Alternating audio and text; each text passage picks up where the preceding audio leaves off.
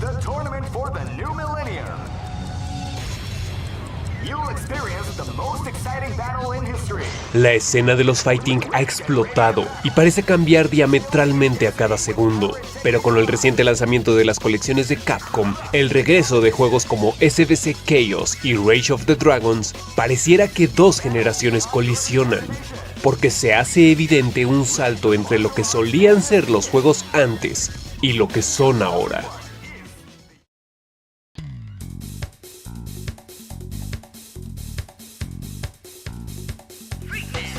Hace poco hablábamos aquí en el canal sobre la ausencia de los golpes medios en MVC 2. Aunque la explicación es simple, en realidad es más abarcadora de lo que parece. Sea como sea, la realidad es que a la mayoría de nosotros no nos gustó para nada ese cambio. Y de hecho, a algunos desarrolladores tampoco les gustaba la idea de simplificar las cosas. Marvel vs. Capcom 2. New Age of Heroes.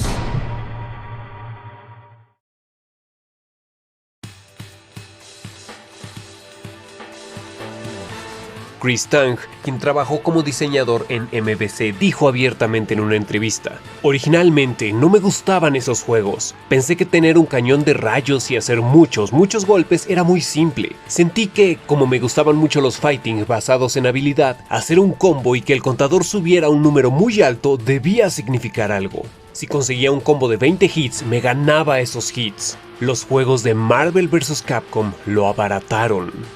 Entonces, si no les gustaba, ¿por qué lo hicieron? ¿Por qué hacer las cosas más simples y echar a perder maravillosas sagas? Lo que es más, ¿era realmente necesario?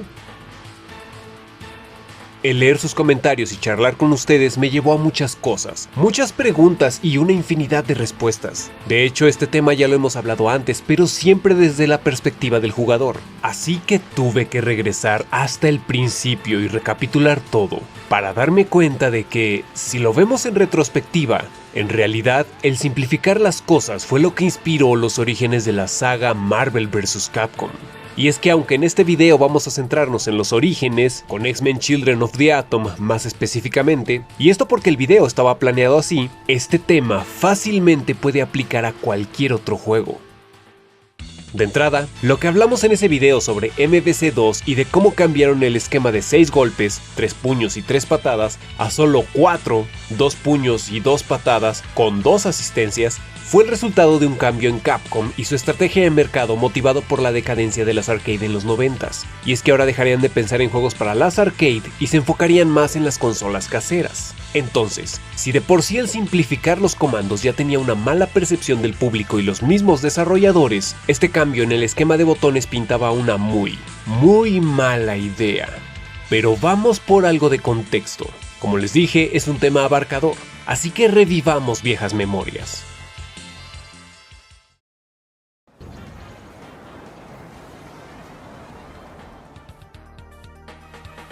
Siendo sinceros, en esa época incluso yo odiaba a MVC 2. En las arcades circulaba un ambiente de superioridad. No se trataba de ganar por ganar, se trataba de hacerlo bien. Todo aquel que ganaba valiéndose de exploits o trucos baratos era muy mal visto. Y dicho jugador incluso era considerado como el villano de esta novela, lo que podía llevar incluso a peleas reales dentro del local.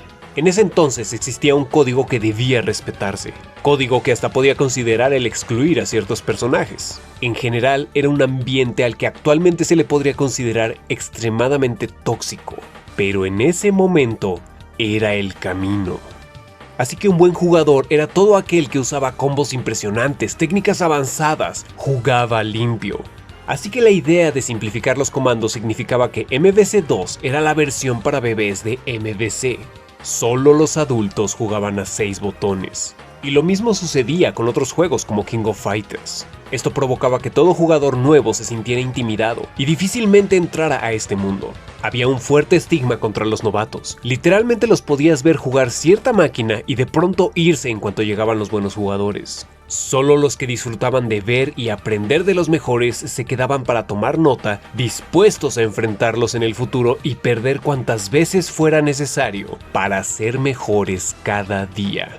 Esta realidad no pasaba desapercibida por los desarrolladores, y así lo explica Takeshi Tezuka, planificador de X-Men Children of the Atom. Hablando precisamente de cuando hicieron este juego y su nuevo sistema, dijo: "Lo hicimos intencionalmente. Y la razón es porque creo que todo lo que vino con Street Fighter 2 Turbo y después se centró cada vez más en los jugadores hardcore, y los jugadores más casuales terminaron quedando excluidos. Así que para los juegos de Marvel queríamos compensar eso poniendo un sistema que incluso los jugadores ordinarios pudieran disfrutar fácilmente. Es por eso que pusimos todos los combos de fácil acceso. A diferencia de Street Fighter 2, donde los diferentes movimientos especiales requerían sus propias entradas individuales, para los juegos de Marvel decidimos hacer que la mayoría de ellos compartieran entradas comunes en aras de la simplicidad. Children of the Atom fue lanzado en 1994, justo en medio del apogeo de Street Fighter 2, dejando muy claro que su objetivo era tomar otro rumbo a algo más casual. Parte de la estrategia también era una respuesta a que el mercado de las arcade estaba dominado por América, y a Japón le estaba costando mucho trabajo resaltar en el mercado global, y Street Fighter 2 lo estaba haciendo increíblemente bien. Hasta cierto punto, era comprensible resistirse al cambio. De hecho, ese mismo año fue lanzado el Super Street Fighter 2, renovando la franquicia sin afectar su esencia. Aunque también, fiarse de una misma fórmula podría ser negativo. Incluso el propio Akira Nishitani, encargado de Street Fighter 2 y entonces director de la Children of the Atom, veía difícil seguir por esa línea. Nishitani había llegado a un punto en el que había hecho todo lo que se le ocurría en la saga Street Fighter. Así lo comentó Katsuya Akitomo, asesor y artista en X-Men Children of the Atom. Sentía que realmente no quedaba nada que pudiera hacer sin hacer cambios en los fundamentos de Street Fighter, por lo que si se involucraba en ello, sentía que no tendría sentido. Con X-Men, por otro lado, una vez que Nishitani vio a esos personajes y escuchó sobre sus poderes, comenzó a tener muchas ideas.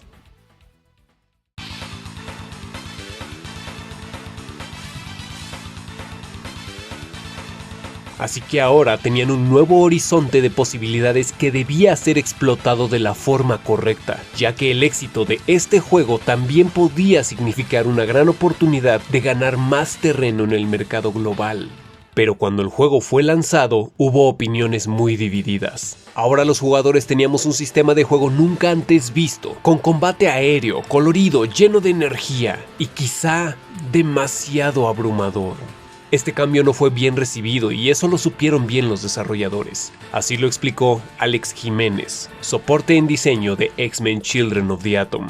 Obtuvimos mucho feedback de eso con Children of the Atom, porque estábamos haciendo la doble pantalla vertical donde tenías los super saltos yendo muy alto. Recibimos mucha resistencia al respecto. A mucha gente no le gustó, lo encontraron demasiado confuso y demasiado rápido, y yo respondí señalando: a ustedes les encantó Street Fighter 2 Turbo, y eso era 10 veces más rápido que esto. En cuanto a que la pantalla sea demasiado alta, tengan en cuenta que estos no son artistas marciales, son superhéroes, por lo tanto deberían de ser capaces de ir más alto, más rápido. Vamos, la mitad de ellos vuelan. Al ver esto, entonces quiere decir que no se trataban de malas decisiones, sino más bien que no lo habíamos entendido.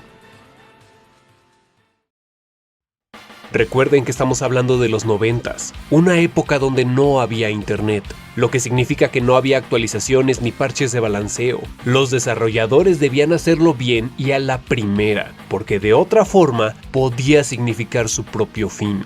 Street Fighter estuvo en ese escenario varias veces. Los jugadores tampoco teníamos aún acceso pleno a los juegos con ports perfectos de arcade en versiones caseras, ni emuladores. Esto era una auténtica jungla donde regía la ley del más fuerte, y cada vez que quisieras jugar o solo practicar implicaba gastar dinero. Porque sí, parece apropiado decir que las arcade actualmente pueden considerarse como el peor y más agresivo sistema de microtransacciones. No era muy fácil aprender a jugar, no había un modo entrenamiento ni nada por el estilo, todo era sobre la marcha, en el campo de batalla, dicho de alguna forma. En ese entonces, literalmente ser el mejor significaba un auténtico compromiso, en el cual estábamos dispuestos a dedicar tiempo, energías y recursos. Por lo cual es comprensible que, con la llegada de algo nuevo, naciera un temor real a abandonar todo lo aprendido para empezar de nuevo e invertir todos esos recursos otra vez. Y si este juego era más sencillo, literalmente se sentía como un insulto a todo ese esfuerzo. Así que esto también se convertía en una cuestión de orgullo. Pero ahora, si consideramos que el sistema de combos nació como un error feliz en 1991 con el lanzamiento de Street Fighter 2 y de ahí las cosas se fueron perfeccionando en todos los fighting en general, por no decir complicando, esto fue llevando a que varias compañías comenzaran a ver la necesidad de simplificar un poco más los comandos y sus mecánicas para hacerlas más accesibles, ya que la brecha entre jugadores se estaba haciendo cada vez más y más amplia, reduciendo las ventas. Esto dejaba a los juegos más especializados como un nicho que, con todo, también tuvieron que ajustarse. Haciendo cuentas, vemos que realmente la fama de lo complicado duró apenas unos cuantos años, porque para el 2000 ya teníamos un modelo bien establecido de sistemas simplificados. Solo viendo la saga MVC tenemos sistemas automáticos para los nuevos jugadores, solo que estos modos cumplían otro objetivo además de ayudar a los casuales a disfrutar del juego. Ayudaban a los novatos como catapulta para ir aprendiendo y escalar a técnicas más avanzadas, porque aunque el modo automático tenía muchas limitantes, creaba una necesidad por ir más allá. Daba esa sensación de que eras capaz de lograrlo, solo necesitabas empujar un poco más tus límites.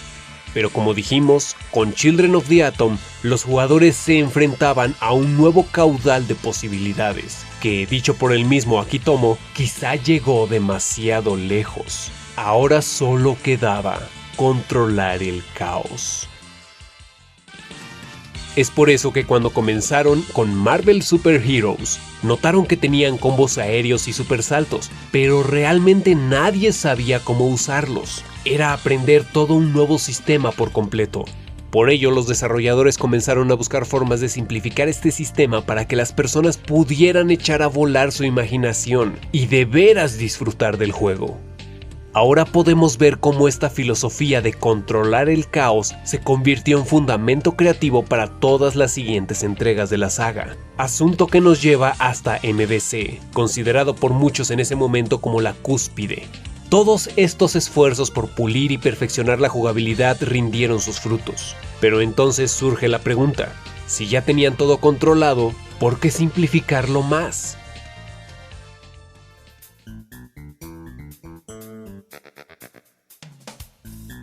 Como dijimos anteriormente, Capcom tenía una nueva estrategia, y esta era comenzar a enfocarse en las consolas caseras por encima de las arcade, y esto no fue algo aleatorio o exclusivo de ellos.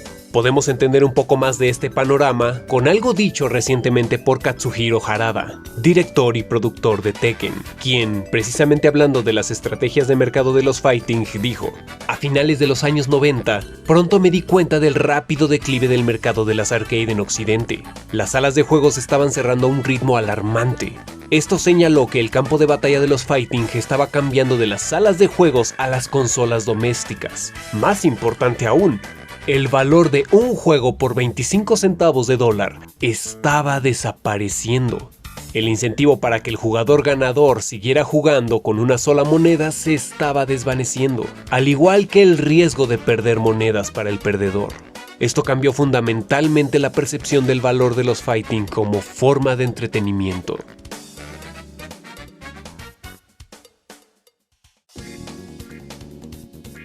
En menos de una década, pasamos de ver el nacimiento de los fighting, su apogeo en las arcade y hasta su posible desenlace.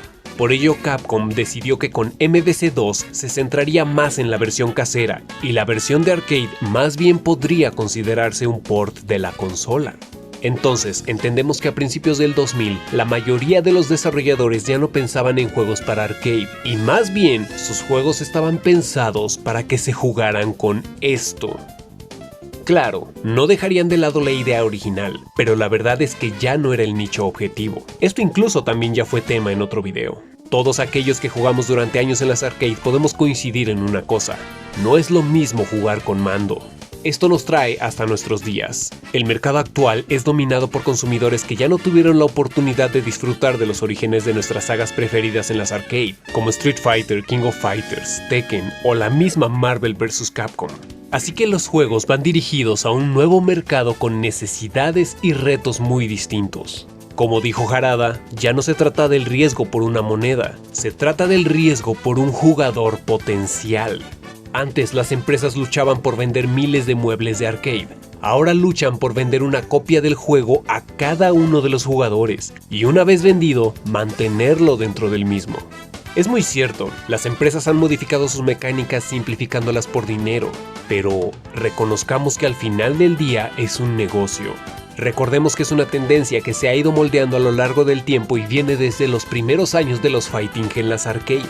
¿Esto significa que las arcade y los fight stick van a desaparecer? ¿Que los comandos y los modos clásicos quedarán en el olvido? No necesariamente. De hecho, es muy poco probable. De alguna forma es como los automóviles. Por muy automáticos que sean, siguen necesitando un volante, y la supervivencia depende de la habilidad humana. Y en los fighting sucede algo parecido.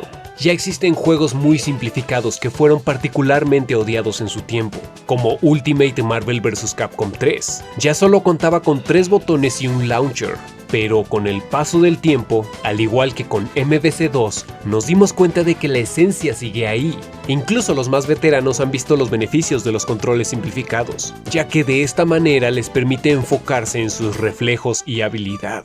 Así que aceptamos el cambio y aprendimos a concentrarnos en lo más importante. En cierto punto maduramos. Incluso logramos entender el jazz improvisado.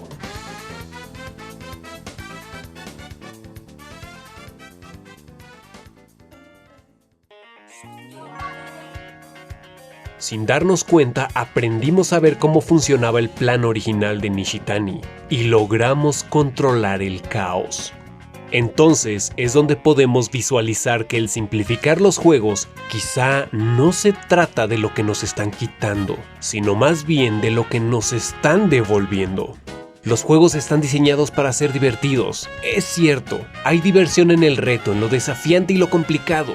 La recompensa por la supremacía es grande y los eSports son una clara muestra de ello. Pero no olvidemos que los juegos están diseñados para que todos puedan divertirse.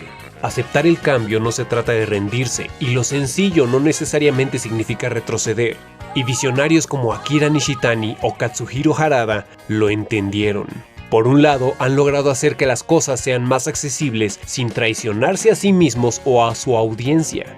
Y por otro lado, han logrado mantener un sistema altamente especializado, pero sin hacer que los nuevos jugadores se sientan excluidos. Y al contrario, les atraiga la idea. Actualmente vivimos en una era en la que la información está al alcance de todos, y es más fácil que nunca profesionalizarse en cualquier juego, dominar los datos de cualquier cosa con una precisión sin precedentes. La oferta y la demanda en variedad de juegos es gigantesca.